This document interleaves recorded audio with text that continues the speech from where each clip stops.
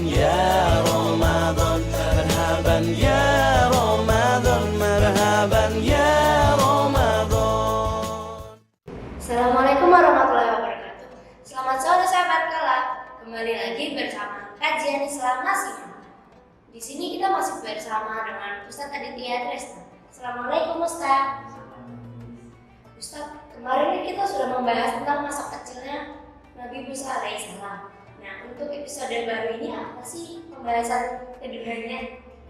Kita akan membahas tentang bagaimana dakwahnya Nabi Musa, yakni mengajak seseorang, dalam hal ini seorang raja Firaun, ya, untuk kembali ke Tuhan yang benar, yakni mengakui Allah Subhanahu wa Ta'ala sebagai Tuhan. Cara mengajaknya seperti apa, dakwahnya seperti apa, ini akan kita belajar pada sebentar hari ini.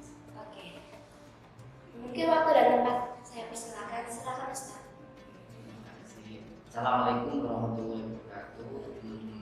Kalam yang saya banggakan, yang menindaklanjuti episode sebelumnya ya, tentang masa kecil Nabi Musa. Kesempatan kali ini kita akan belajar tentang bagaimana Nabi Musa berdakwah. Dakwah itu secara bahasa artinya mengajak. Artinya mengajak. Ya. Jadi mengajak seseorang, kalau mungkin istilah Indonesia yang namanya ngajak itu dengan cara yang baik. Mengajak namanya saja mengajak. Nah, Nabi Musa ini, ya, ini mempunyai tugas dari Allah Subhanahu wa Ta'ala untuk apa? Untuk berdakwah kepada seorang raja, yakni raja yang sangat sewenang-wenang, ya, yakni Fir'aun, yang bahkan mengaku dirinya seorang Tuhan. Karena diberikan keistimewaan oleh Allah, tidak pernah sakit, dia sombong, dia takabur, dia merasa jadi Tuhan. Nah, makanya terkadang ini juga menjadi pelajaran bagi kita. Seberapa nikmat yang Allah berikan kepada kita, jangan sekali-kali kita sombong, apalagi sampai merupakan Allah Subhanahu wa Ta'ala. Seperti tadi Firaun itu sombongnya nggak karuan, diberikan nikmat sehat, dia tidak mengakui adanya Tuhan, bahkan mengakui dirinya itu seorang Tuhan. Gitu. Dan ini sangat Allah, masya Allah Tuhan, ya kan. Sehingga ketika Nabi Musa ini diberikan tugas berdakwah ke Raja Fir'aun, dia mengajak saudaranya, yakni Nabi Harun. Pada saat itu kemudian karena apa? Nabi Musa itu kalau bahasa Indonesia mungkin lidahnya sidang, ketika berbicara tidak fasih, sehingga dia harus mengajak saudaranya yang fasih berbicara. Ini juga menjadi hal yang perlu diperhatikan. Ketika kita ingin berdakwah, maka juga harus siapkan cara berdakwah. Salah satunya apa? Bagaimana tutur kata kita, bicara kita itu sudah fasih. Nah, Nabi Harun sama Nabi Musa akhirnya berangkat kepada Raja Fir'aun. Kemudian mereka berdua menemui Fir'aun langsung.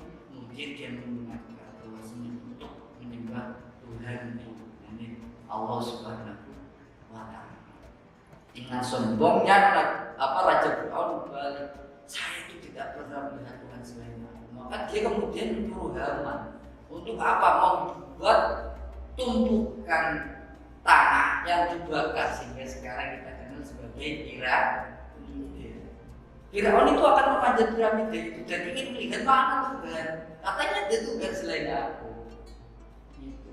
Haman disuruh membuat piramida itu. Firaun dengan sombong, Tuhan Musa, saya itu tidak pernah melihat. Maksudnya saya ini seorang Tuhan. Tapi sekali lagi Musa itu diperintahkan oleh Allah di surah Toha itu ayat 44, fa'ula qawlan layyina la'allahu yatadzakkaru aw yakhsha. Hei Musa, Harun, kalian berdua itu harus menggunakan qawlan layyina. Apa itu? Kata-kata yang lembut ketika mengajak seseorang. Supaya apa? Supaya orang itu, Fir'aun itu yang kalian ajak dakwah itu ingat, yakhsha atau ketakutan dengan apa yang kalian dakwahkan. Seperti itu. Mana sekali lagi seorang nabi Musa dan Harun menyampaikan dakwah pada raja yang sangat mungkin dolim, itu saja menggunakan kaulan lainnya.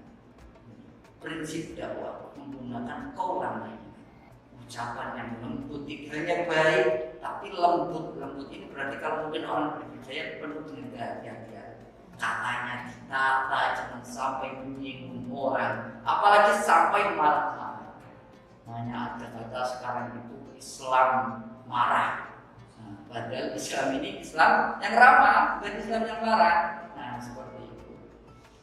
Kemudian dari situlah kemudian dengan artian konsep dakwah dalam Islam tercetus. Ketika kita ingin berdakwah, mengajak seseorang dalam kebaikan untuk kembali kepada Tuhan Yang Maha Esa, yakni Allah Subhanahu wa Ta'ala, maka gunakanlah nada-nada yang lembut, gunakanlah diksi yang lembut, gunakan kata-kata yang menyeru, mengajak, tetapi sekali lagi diksi kata yang lembut. Jangan sampai memaki-maki, jangan sampai marah-marah.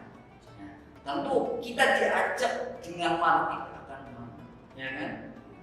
Itu namanya efisiensi berdakwah. Nah, kalau dalam tafsir itu, ya, ketika ulama itu nafsiri surah ini, ya, ayat ini itu ingin efisiensi berdakwah dalam Islam.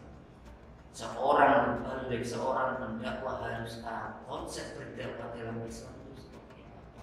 Masalah satunya kita harus meniru Nabi Musa ketika kita ingin mengajak seseorang itu harus dengan nada yang baik. Jangankan pada orang Islam, Nabi Musa pada Firaun saja dituntut menggunakan nada yang baik. Ya Ustaz, izin bertanya, kan biasanya kan zaman sekarang tuh banyak ya kalau bisa dari kita tuh kayak kesabaran itu stick atau kesabarannya udah terbatas gitu. Terus udah diingatin berkali-kali dengan ada yang lain, tapi tetap aja nggak mau, masih ngeyel dari itu harus diapain? Iya, harus diapain? Jadi seperti ini, yang namanya berdakwah itu ya, kita sifatnya hanya mengajak. Masalah hidayah, petunjuk orang itu mau berubah atau tidak, itu punya kehendak Allah. Kalau kita melihat, mohon maaf ya, kita menengok sedikit kisahnya Nabi Muhammad. Bagaimana Nabi Muhammad itu bencinya luar biasa pada Khalid bin Walid dan Al-Asy, karena dia membunuh pamannya yang bisa berperang. Nabi itu sangat getun, bahkan getun. Artinya apa? Nabi itu masih menyimpan rasa marah, mungkin kecewa. Karena apa? Dia membunuh seorang yang dia kasihi. Tetapi apa kata Allah? Khalid bin Walid yang dulu menjadi musuh, dia menjadi orang terdepan, garda terdepan yang menyebarkan agama Islam. Ketika ada perang, maka Khalid bin Walid yang maju pertama. Mana sekali lagi? Allah bahkan menegur Nabi Muhammad bahwasanya masalah hidayah itu aku yang mengatur Muhammad, bukan kamu. Kamu itu hanya menyerukan, mengajak kebaikan. Masalah orangnya nanti siapa yang dikehendaki oleh Allah itu ya Allah, hak prerogatif Allah. Dan anaknya itu mau atau tidak, orang itu mau melakukan apa yang kita serukan, yang kita ajak, itu hak prerogatif Allah yang memberikan hidayah. Bukan kita. Jadi ketika kita mengajak kemudian orang itu tidak mau harus dipukul atau itu bukan dakwah Islam. Itu bukan bagian dari ajaran Islam. Namun sekali lagi tugas kita itu berdakwah, mengajak saja. Kita memberikan pemahaman yang baik ini, yang buruk itu. Maka ikutilah yang baik, pilihlah yang baik. Tapi masalah hidayah sekali lagi Nabi Muhammad saja pernah ditegur ketika seperti itu. Bahwasanya Nabi itu menghendaki karena Hawasyi dan Khalid bin Walid itu pernah membunuh pamannya itu Hamzah, sehingga menganggap yang lain. Tetapi Allah lah yang punya hak prerogatif untuk memberikan hidayah kepada orang, sehingga orang itu mau mengikuti apa yang Nabi Muhammad ajarkan. Itu juga sama. Nanti orang lain itu mau mengikuti itu atas perintah, atas hidayah yang Allah berikan kepada kita. Jadi yang sekali lagi prinsip kita berdakwah, prinsip kita mengajak, hidayah itu hanya prerogatif dari Allah Subhanahu wa Ta'ala. Seperti itu. Insyaallah. Kan tambah seru kan sampai episode saat ini. Pasti kalian juga penasaran kalau episode berikutnya bakal ada gimana.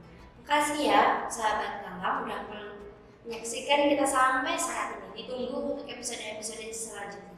Makasih ya Ustaz. Assalamualaikum warahmatullahi wabarakatuh.